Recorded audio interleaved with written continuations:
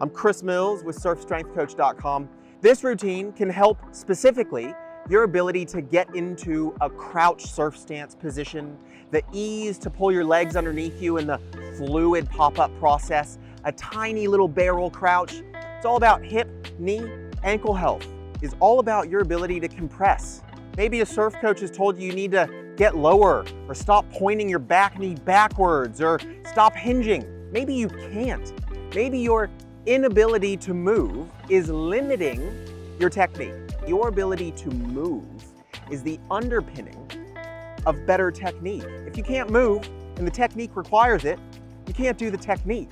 And then again, just part of many routines formulated over years of being a surf coach, a trainer, a massage therapist, rehab facilities, training facilities, all condensed into just helping you take care of your body, efficient stretch routines that carry over to surfing. Enjoy the routine. I urge you to check out the other full follow-along programs, Stretches for Surfers, in the Surf Athlete app. And if you got any questions or comments, or you do dig it, post below. Enjoy the stretch process.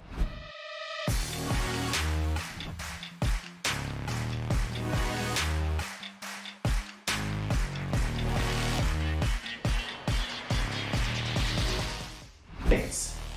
Right? The ability to compress, to be a spring. Pull back. Now push through this leg, Captain Morgan. Don't let the pelvis go, just that hip. I just want you to reach. But I want you to reach so far.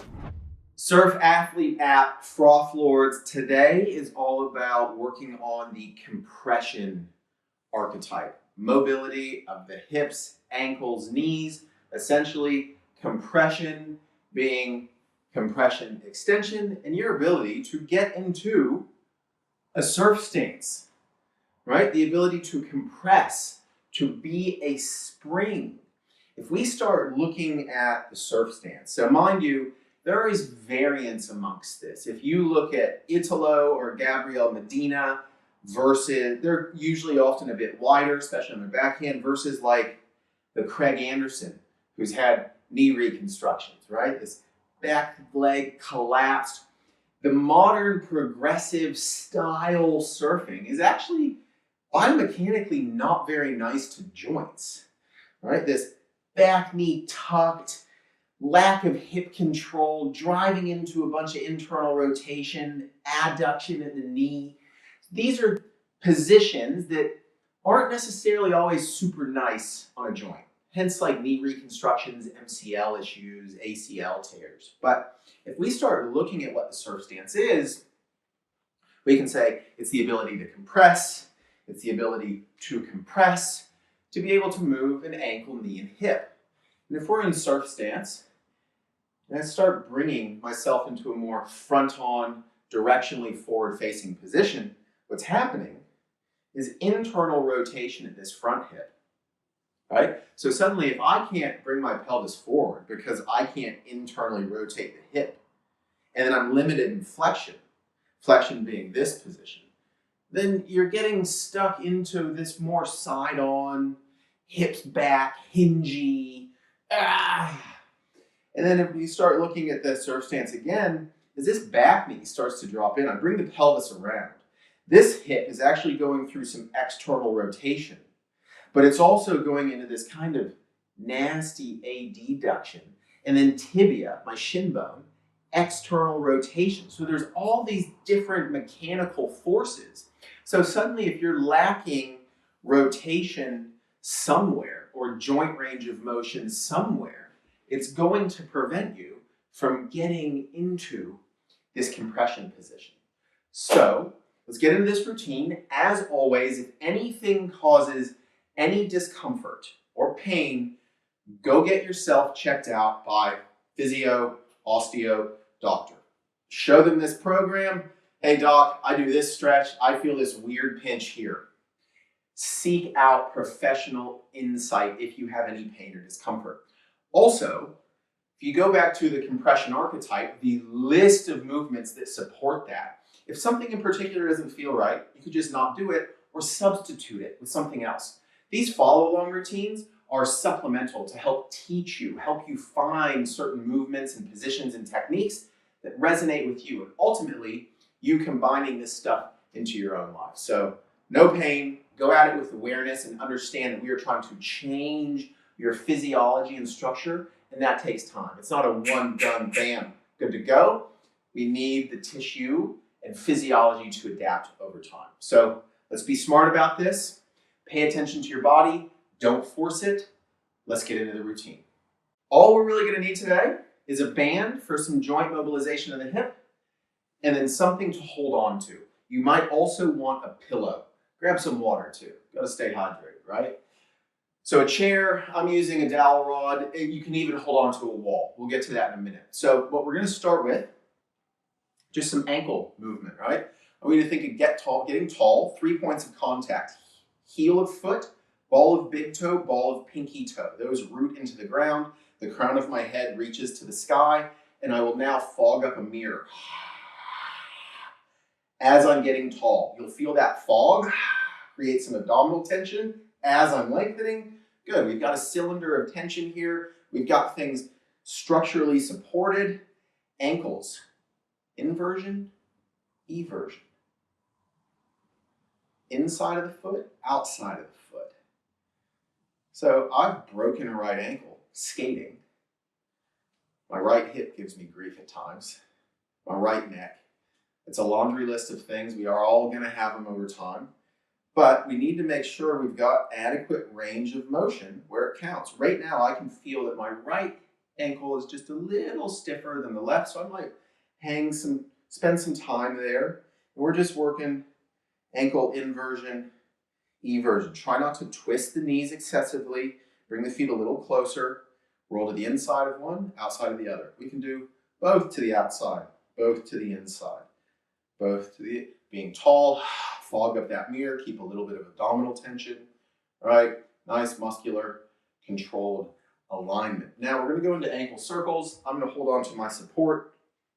I want you to think of the movement coming from the middle of the ankle joint. That is the talocrural joint. It's not just moving my toes. It's not a toe circle. It is me moving my ankle, and that is the center point of that circle.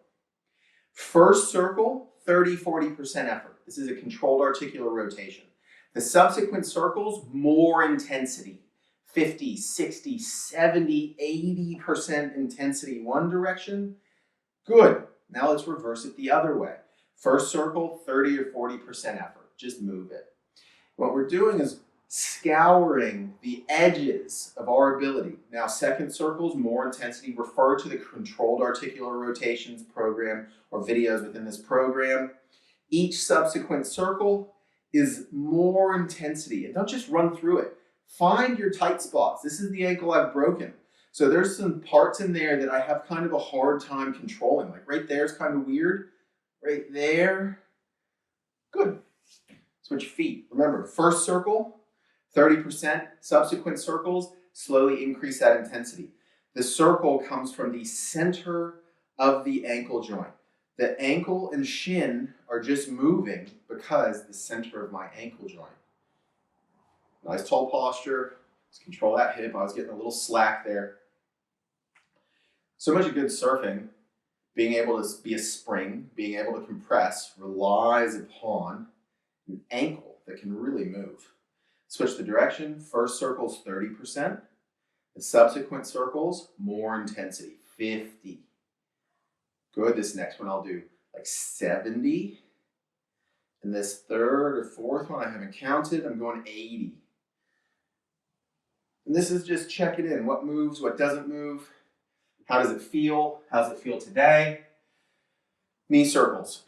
Fog up that mirror, nice and tall. Feet almost touching. Okay? Start small.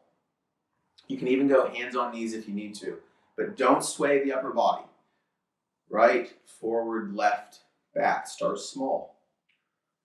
And then we start, some people need to go the 4 quadrants. Some people are easier at doing it fluidly and circular. Remember, first rep, just see how things feel. And if you're feeling good, we can increase the range of motion and increase some of that intensity. So this is just getting that knee joint to move all directions. Good. Needs to be pain-free. Cool. Do not move into pinching. One rule of controlled articular rotations: no pain, no pinching.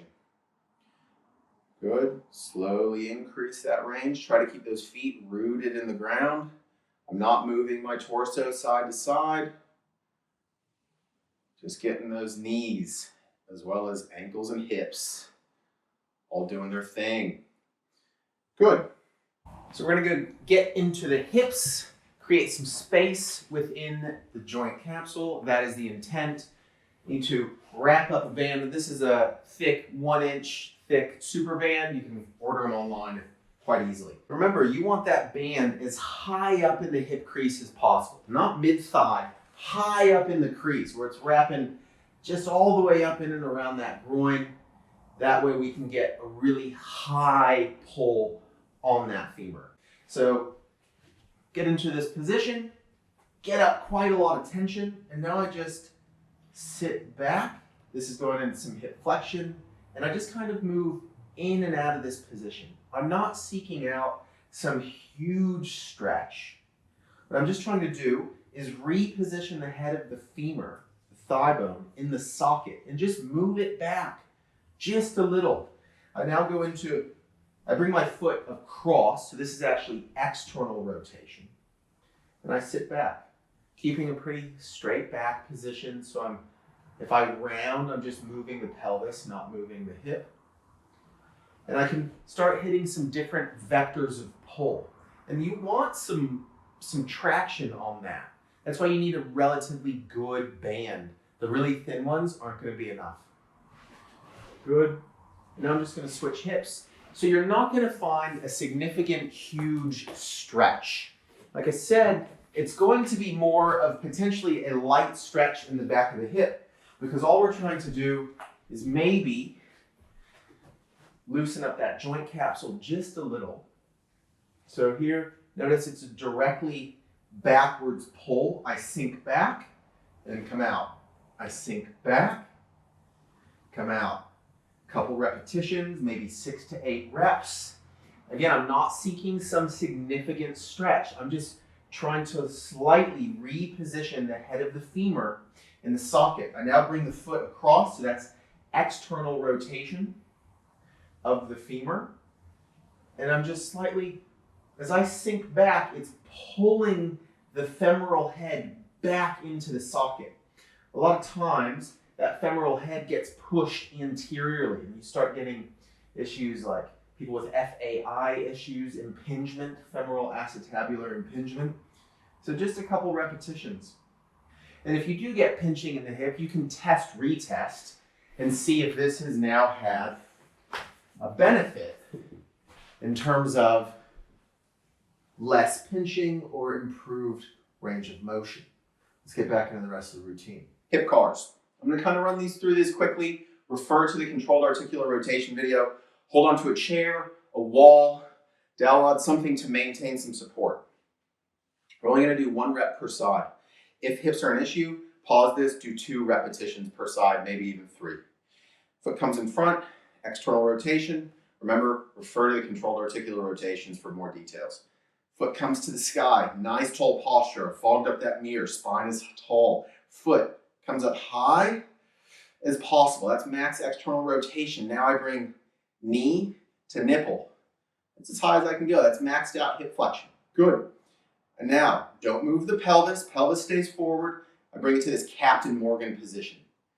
Now, I start internally rotating by bringing my foot up to the sky. See how I'm starting to side bend? Let's keep that pelvis true. Don't cheat. That's all I got. Now, foot's up to the sky as high as I can. Now I start bringing the foot up higher, internally rotating that femur, and I bring it into adduction. Now we're going to reverse it. It's a hard, it should be effortful, okay? Nice core, no low back. So I mean, no, none of that. Core position, fog up the mirror, push the foot back. Now, from here, I bring the knee out to the side, no side bending. That's as far as I can go. Good, now I start raising the knee up and out to the side. Keep some tension into this dowel row. That's as high as I can go there. I bring it knee to nipple. Now, foot to sky, that's external rotation as much as I can. Bring the knee across the body and down. This takes a lot of effort. I'm starting to actually sweat a little. Switch feet. See, you need something to hold on to. That extra base of support. Foot comes across the body. I get centered. I get tall. Start raising the foot to the sky. This is external rotation of the hip joint. That's as high as I can go. I'm very different left leg to right leg. Knee to nipple. It's as high as I can go while maintaining height of the spine. Captain Morgan. Don't let the pelvis go. Just that hip joint. That's all I got. Foot to sky. You should probably get a little cramping in the lateral hip. No side bending. Keep some core. Fog up that mirror. Drive the foot back. Now, raise the foot even higher to the sky. Into internal rotation of the hip joint. I'm telling you, those are hard. Learning how to control the pelvis and isolate the hip joint is a very difficult thing. Get some core tension. Good. Nothing moves at the lumbar spine as I drive my hip back. Just butt cheek tension.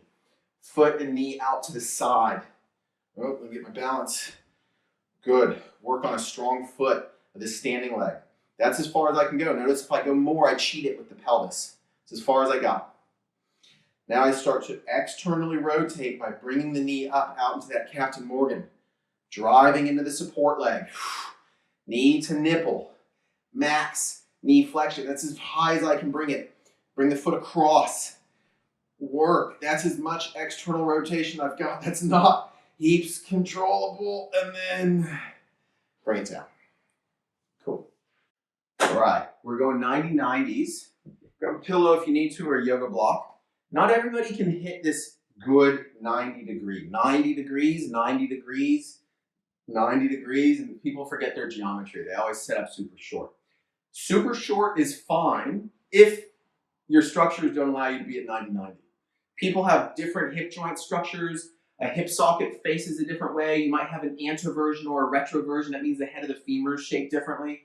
So we have to respect your own physiology, as well as if you've had surgeries. If you've had surgeries, you need to get clearance from your doctor about how heavily you or aggressively you can stretch, especially if you've had an orthopedic implant. So prop your butt up if you need to on a pillow or a yoga mat. That can help quite significantly for people that are limited. And you can also prop out to the side a bit, kind of this kickstand, and you can shorten up the 90-90. So initially, we're just going to get into a 90-90 and chill. Chill. So I set up, nice tall spine position, good spine alignment. We hit 90-90s in this program all the time. You should be familiar with them now. Spine alignment, no rounding. I have to isolate the hip joint. I'm looking for a stretch in the back side of this front hip. If you get a lot of cramping here, you might need to hit that with a tennis ball or prop your butt up. Good. I'm just going to hang out and breathe. Start to get some release through this front hip. And I should be feeling that in the back side, deep in this hip joint. And I want you to think of me trying to bring the chest forward as I bring the pelvis. As soon as I round, I'm not stretching the hip. I'm just rounding the spine. Good. Cool. Good 90-90s hip stretch. Hit a slightly different angle. Slightly different angle. You'll feel a slightly different stretch through that hip tissue. Cool. Again, if you get pinching through here, you need to prop your butt up or maybe hit some of that with some of the tissue release through the tissue release section of the program. Good. You shouldn't get pinching. Switch hips. Good. Again, I feel differences left to right. Most people, human bodies, asymmetrical. I want you to think of your butt bone. So I'll show you here. Stay where you are. This butt bone, okay, it's your ischial tuberosity. I want you to think of reaching that butt bone backwards. As I bring my belly button towards my knee, I reach that butt bone backwards. That gives me a good stretch. Now I can hit a slight angle while I'm sitting here breathing. Just breathe and chill. Wait for that to release. You only want to take this stretch to like a 4 or 6 out of 10. At a 4 or 6, you should be able to breathe chill, breathe relaxingly, let the system slowly undo that initial barrier stretch reflex. Starts to ungo. Ungo, not even a word. Now, back to the original 90-90 position. You're propped up, maybe you're slightly shorter. Good, I've loosened that up a bit. Now what I want to do, think of bringing my belly button, and I can really kickstand back. Bringing my belly button over to face that knee. Your belly button is representative of your L3 vertebrae, third lumbar vertebrae. So if I think of bringing belly button over, what I'm essentially really doing is bringing my pelvis. And so now that knee is lightly pushing into the floor. Again, you might be here. Cool, that's fine. And you can really be kickstanded back. Kickstanded. All this good grammar today. And I'm just going to hang there and breathe. I'm lightly pushing that knee to the floor. And I'm just thinking about belly button towards the knee. This femur is being stretched. The tissue around the thigh, the femur, we're internally rotating it. So we're stretching some of these tissues that prevent internal rotation. You shouldn't feel pain or discomfort in the hip joint, but it's usually this deep, kind of almost like weird stretch. Not pain, but this deep capsular stretch. Cool. So I'm thinking about being long, breathing, relaxing, and we're now going to simply switch sides. Okay? 90-90, set up how you need to. Think of belly button towards the knee. Good. This knee is lightly pushing into the ground. That helps me give a stable base to move my pelvis over the femur. Femur, thigh bone, pelvis to your hips, so that big hip bone. Bones, ilium. Good. Belly button to the knee. And don't force it. We just want to be, again, 4 or 6 out of 10 here. Now, what we're going to do, you ready for this? Hand. My right knee's forward, my right hand. Think my hand is moving, and it's moving my pelvis, so my whole torso. I reach, and now I come back. So what I'm trying to do is move my pelvis over these legs, and I just work within my available ranges. Good, I can reach all the way down here. That's starting to load this hip. As I come back, notice I'm moving the pelvis. I reach, I come back, moving the pelvis, so this is moving into internal rotation. One more. Then we're going to switch sides. Good. Switch those hips over, butterflying. I can reach up, I can reach forward, I can reach to the ground, but I want to reach, so I'm getting that tissue over, or getting the torso over to load hip tissue. And then it's all about bringing the pelvis over. Don't force it. You can kickstand back. I can keep a light pressure through that knee into the ground. You might be a little shorter position. Good, I rotate, I breathe, thinking about being long. This line is long. Almost like I'm trying to reach this knee away from the body. It's almost like dislocated. Just so I can create a little bit of space in that hip socket so that I can move that pelvis around. Cool. So what we've done is mobilize into some external rotation, but more importantly, internal rotation. So now we're going to get into some Pails rails. This is from the world of functional range conditioning to start loading some tissue into internal rotation. So this is going to take a little awareness on your part and the setup. By now, if you've been going through the program, you are familiar with Pails rails. Go into the Pails rails section for more details. So what you can see here, currently, that's my internal rotation capacity, okay? Both sides. I'm actually a little more mobile on the right today. So I'm going to set up feet wider than the hips. It's going to be up to you to find the foot position out or in so you don't get knee discomfort. If done wrong, you can really kind of start to irritate some of the medial knee tissues. So the things to be aware of, we don't let the pelvis come off the floor. We're going to go after the right leg first. So I want about, if that's kind of 90-degree knee bend, I want a bit more. And I want my thigh in line with the pelvis and torso. Left leg comes over on top. And this is to put weight to start stretching this bottom leg into more internal rotation. See how it wants to take the pelvis? Now keep the pelvis on the floor. And I'm pushing that leg down towards the ground with my top leg.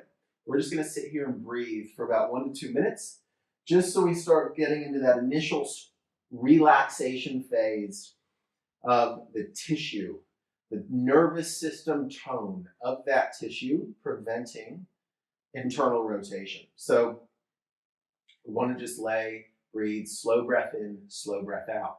The Pails rails, when we get to them, the Pails contraction is going to be pulling my leg up and over, but I'm not going to let it. I'm going to prevent it with the top leg. So this is the progressive tissue contraction. The rails, the regressive tissue, is me trying to pull my knee closer to the floor. That's when you're, keep stretching, maintain your stretch position.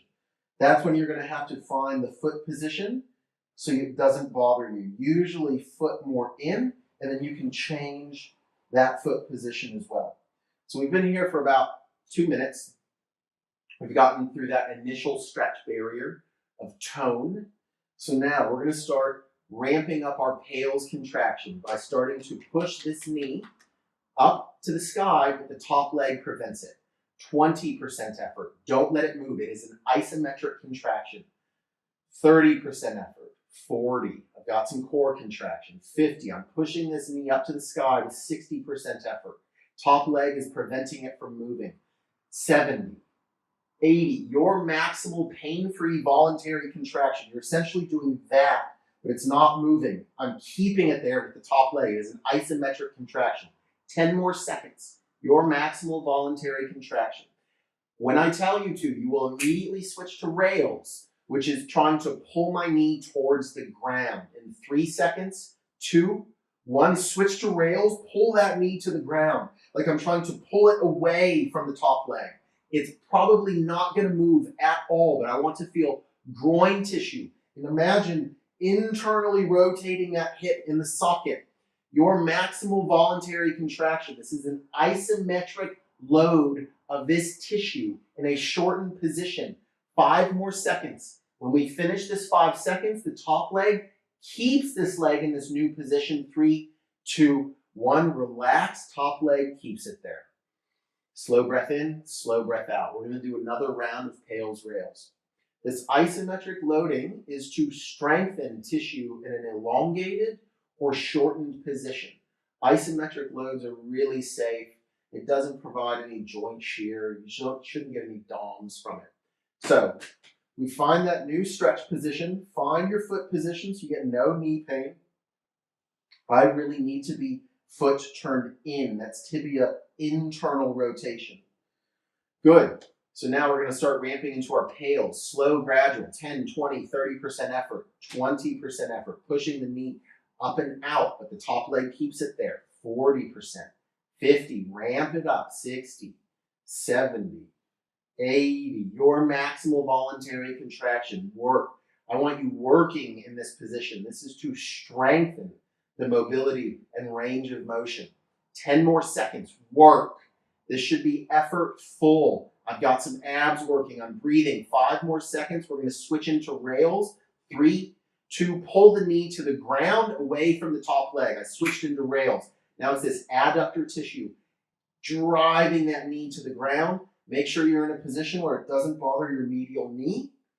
Good. 10 more seconds. I'm working, pulling that knee to the ground. I can take this top leg away and this leg is working to pull down. 5 seconds. 4, 3, top leg, rests on it to keep it in position. Relax, breathe. Slow breath into the belly, slower out. Slow down, the body. Slow down the breathing, deload that tension, relax, let the nervous system chill so it understands it's safe to be in this new range. That was internal rotation of the right leg. Let's see if we made a difference. Yep, I gained a few degrees. That's not going to last forever. I would need to keep training this. So now we're going to do left leg. So again, you can see my knee bend. It's about there. You might be here, you might be here. The further away, the time it's a little more load on the medial knee. So we need to find that position. Foot out is usually a little harder on the tissue. You want to be foot in. Find that stretch position. Notice, I don't slide up with the pelvis. The pelvis has to stay stable. Good, so now I'm going to lay here for 2 minutes, breathing, relaxing. That 2 minutes is initial, just to let the nervous system brain-induced tone. Tight muscles, they're tight because the brain's telling them to be. So there's these different organelles within tissue, Golgi tendon organs, muscle spindles that help to regulate tone. This initial 2 minutes is just like I'm relaxing, I'm holding a stretch, letting the brain start to undo some of that tension. So we'll hang out here for another couple breaths. And after we've done this, we're going to do a few other drills to help strengthen this new range of motion. So we've been here for about a minute, minute and a half. Remember, the Pails is pushing the knee up and out as if I'm doing this into external rotation. I'm in internal rotation. The external rotators are lengthened, so we want to strengthen them in a lengthened position. And get set, and 10% pressure. 20, pushing the knee up and out. The top leg's keeping it there, slowly ramping it up. You're at about 50% now. 60, 70, 80. Your maximal voluntary contraction. Driving up and out to the side. As strong and safe as you can with no pain. 10 more seconds. I'm working here. You should feel this tissue loaded. In 5 seconds, we switch to rails, which is pulling the knee to the ground. 3, 2, 1, switch to rails. Like you're pulling the knee away from this top leg. Keep pulling. Keep pulling. 15 more seconds. Breathe, work. The top leg can help a little, but I need to be contracting the muscles of this bottom leg. 5 seconds, 4, 3, 2. Top leg sets down and keeps it in its new range of motion. Give yourself a couple relaxed breaths. So that position gave my middle knee just a little bit of grief. Not bad, but I could feel a little strain on that medial knee tissue. So I'm going to find a different foot position. Further out, it might be a little more aggressive, so I might come up a little. Good. One more set of Pails rails.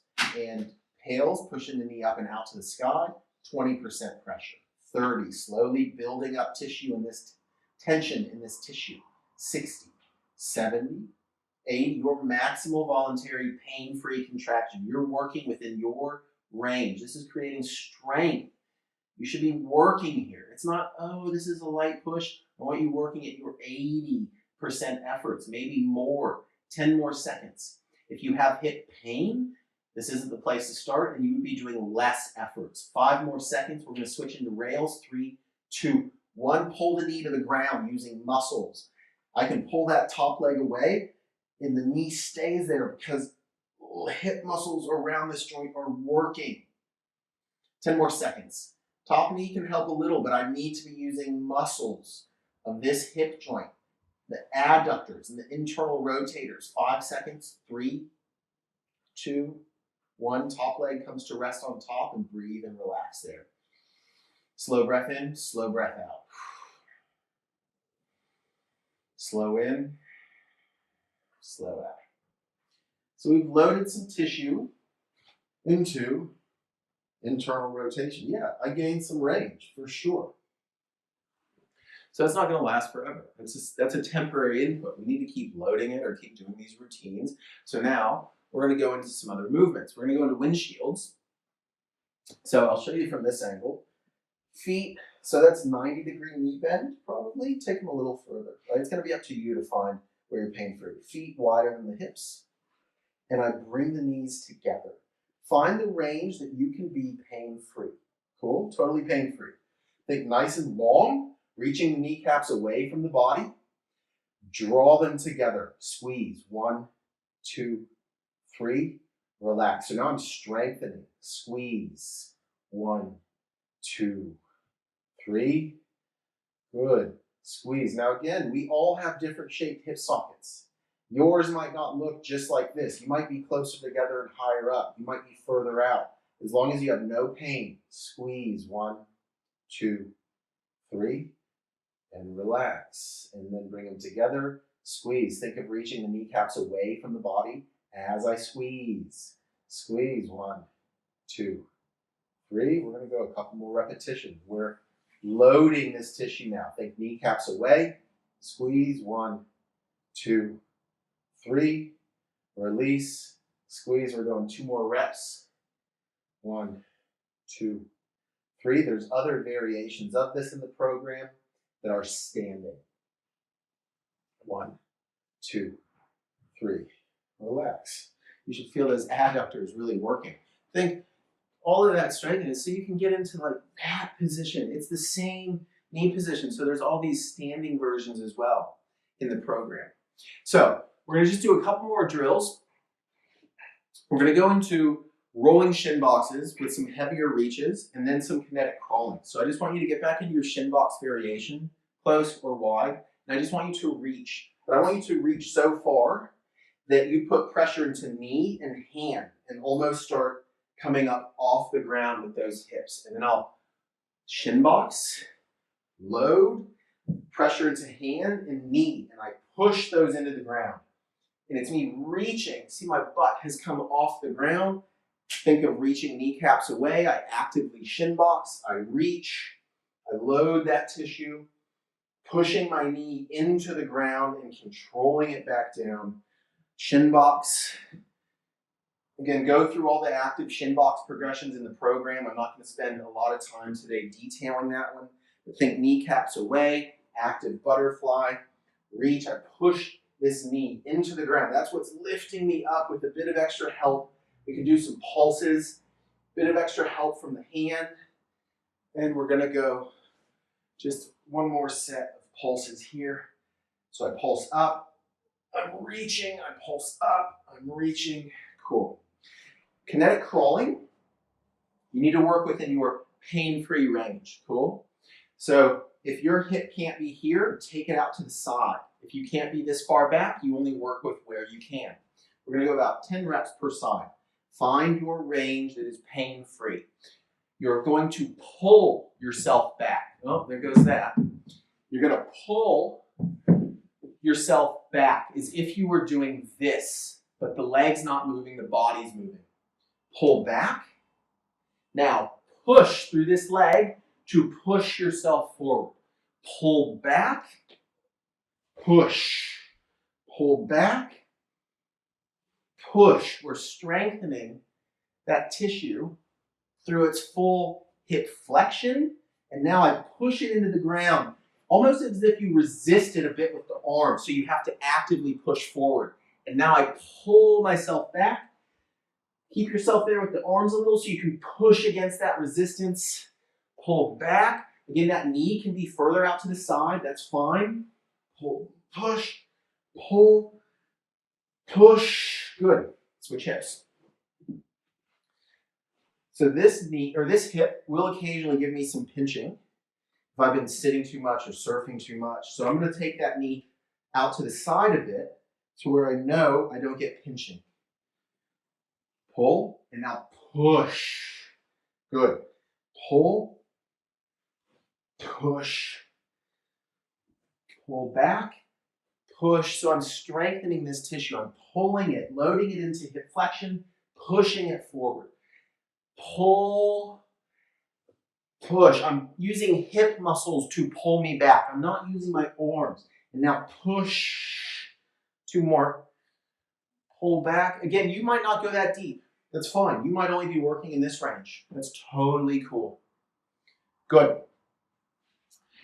Scorpion elbows, and then we're going to go into some standing stances quickly and wrap this up.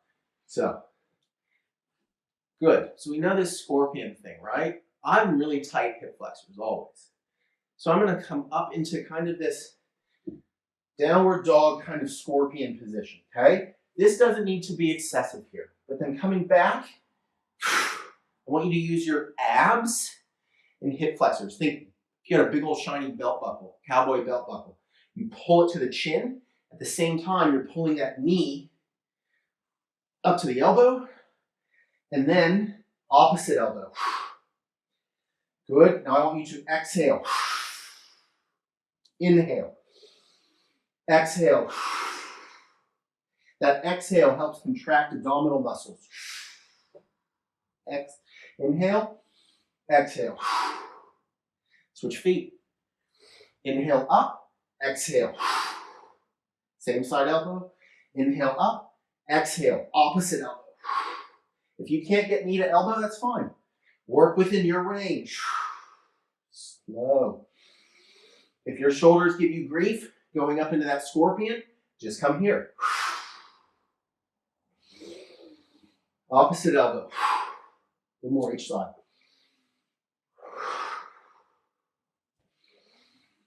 Exhale. Cool, so we've strengthened those various flexion positions. So now, I just want you to stand. So now, coming up standing, I want you to stand with feet slightly turned out. Now, the foot is going to pivot, but it's all about the pelvis. Notice my pelvis and torso move as one unit.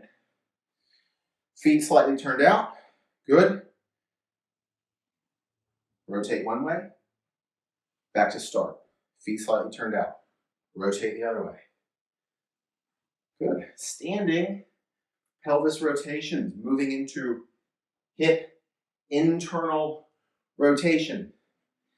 For this compression archetype, as well as popping up, this ability to internally rotate, to just rotate the pelvis. Keep working. I want you to actively pull yourself into that position. Pull. It's super important. So now, what we're going to do is stand, feet slightly turned out. Now in surfing, ideally, if I'm a natural footer, string of the surfboard, front foot is a few degrees forward, okay? Perpendicular, if you're at all tight with your hip joint, this perpendicular foot position is going to actually limit you in your ability to internally rotate further. So you want that front foot slightly angled forward, okay? Ideally, the back foot is as well. Often you're going to see in a lot of surfing that back foot starts to point backwards a bit, especially on backhand surfing. But I'm telling you, for those lower intermediate beginner surfers, this back foot knee backwards position is going to destroy your surfing and ultimately destroy some of your joints. So think initially, both feet kind of turned out. So what we're going to do is some rotation. So slightly turned out. So now I go into my natural stance position. That foot's the right position. I pivot onto the big toe and I compress into my surf stance, back up. Now I go into switch, compress. This back foot can pivot. It doesn't need to necessarily remain totally flat. The weight is going onto this front leg. Pivot, up. Be a spring. Good surfing. You're going to see chin, knee, toes stacked. Being a spring, not stacked. So we're going from your natural stance to your switch stance. So these are compression springs, letting the pelvis move, learning how to unweight that back leg. Good. Guys, I hope you dig it. The compression follow along, one of many compression follow alongs. Check out the rest of the archetype stretch routines. Check out all the pre-made workouts or stretch workouts. Ultimately, it's your body. You need to input beneficial load and information. Load, I mean by stretching, tissue input, strengthening, so that the body adapts. Because ultimately, what we ask of it in surfing is a lot of incredibly dynamic, loaded movements. So we just need our body to be capable of doing that. So I really hope you dug it. Ultimately, I hope you found 1 or 2 stretches or movements that really resonated with you and your body, and you start applying them to your routines, your daily life henceforth. Improve your body so you can ultimately improve your surfing. We'll see you in the next archetype stretch routine. Peace.